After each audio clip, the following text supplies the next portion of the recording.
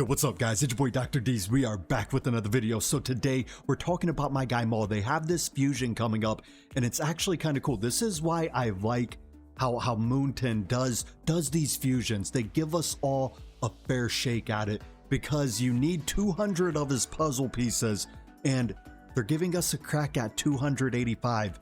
You know, that's actually pretty lit. That's awesome of them to do that because a lot of us have life, right? Where we're too busy. We have something coming up, especially because football season's here, which by the way, I'm still not over my Browns getting smashed.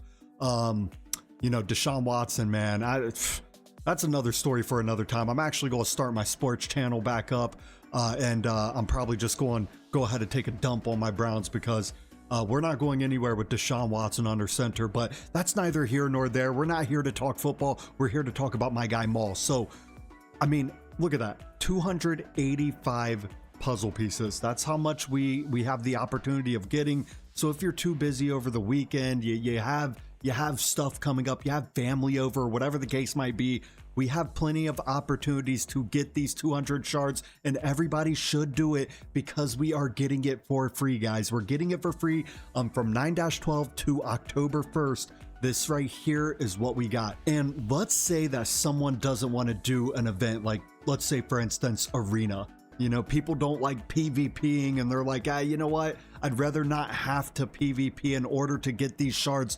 That's okay, because even if you skip both of the dual champions, there's 2 dual champions right here, that would be equivalent to 30 puzzle pieces, and you would still have the opportunity to get 255 puzzle pieces, and you only need 200. So, you know, it's actually pretty cool the way they have this set up, and, you know, read them and weep. These are all the events that's going to be coming out on it. But let's go ahead and take a look at my guy Maw. Let's see how worth it my guy's going to be. So let me start off by saying they kind of did my guy dirty. That's all I'm gonna say. I mean, he's definitely not the best looking dude. And honestly, when I was first looking at him, I was like, I think this guy might need a brawl. But you know, hey, he's got the whole, I mean, he looks kind of cool, right? He's got a little glove on this hand. He's got the bone sticking out of the other hand, got stitches all over him. Definitely would not want to run into this guy on the street. You know what I'm saying? The first thing I wanted to point out is whenever you think of a booty clapper, you think of the Nightmare faction. I mean, outside of the Chaotic and Arbiter faction, right?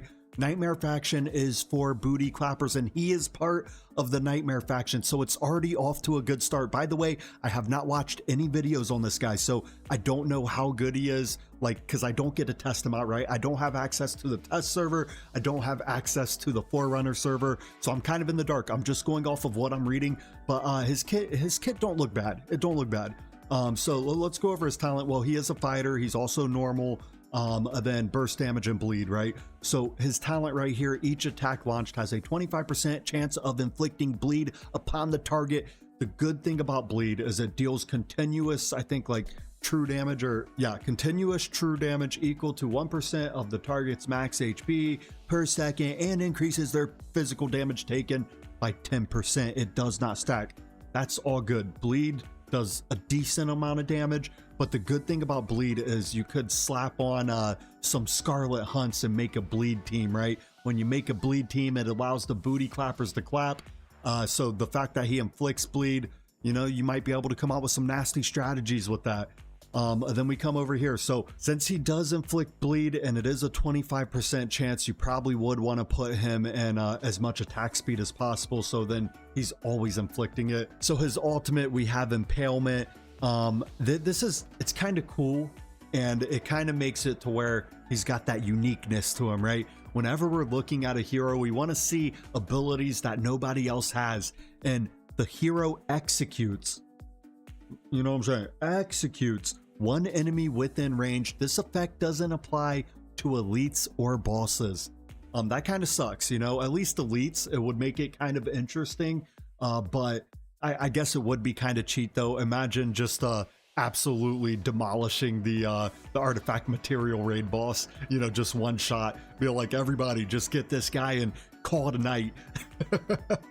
But you know, so I guess there's a reason why they made it not elites or bosses, but you know, at least let him take out the elites, you know, make him a little bit more interesting, right? But that is a pretty unique ability all on its own. I mean, honestly, maybe Maybe single target arena wouldn't be bad for my guy right here. You time it right and you could just demolish everything pretty quickly.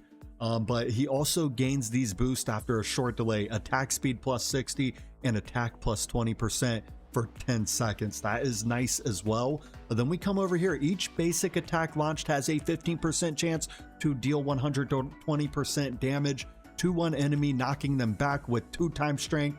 Damage to targets inflicted with bleed increases by 50%.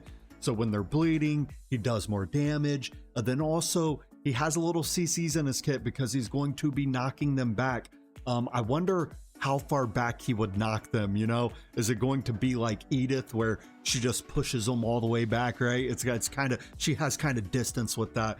It'll be interesting to see. I mean, everybody's basically going to get this guy. Since we all get him for free, there is no reason for you guys not to get this guy. But that's a pretty nice ability, you know, Bloody Shove.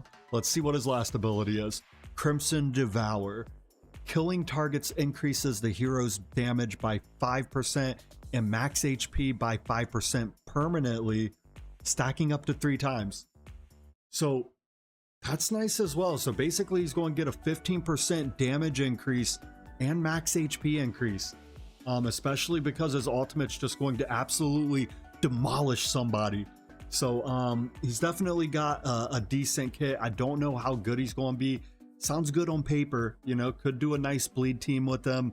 I'm sure there will be some very nice strategies, and your boy intends to unlock those strategies so I could come out with a video on it, right? More content for your boy. But you guys tell me what your guys' thoughts are. Do you guys think he's really good? I mean, look at his cost. His cost is 17. That is not bad for a fighter. It's actually right around, you know, where a fighter's supposed to be at, maybe a little less. But you come right here. So when you get him to max level, this was the first thing I looked at. I think Glacier Set would be very good for my guy. For him being a fighter and having 29,171 HP, that's a little ridiculous, right? So he's definitely got survivability. I mean, you wouldn't expect anything less. I mean, he looks like a big blob, right? His attack is decent too. I mean, that's pretty good attack, 5,744. So he's got really good base stats. His block is only 1, but you know, that's expected, right? But you know, his base stats are overall pretty good. I like his HP and attack. Very, very nice. But you guys hit me up. Let me know what your guys' thoughts are. I'm sure you guys have already watched videos on this guy, maybe people on the Forerunner server giving you guys a little sneak peek on what my guy can do. So hit me up in the comments. I'm definitely looking forward to hearing that. But that's all I got for tonight's video. I just wanted to do that quick and slick. You guys have a great rest of your night, and thank you for making it to the end.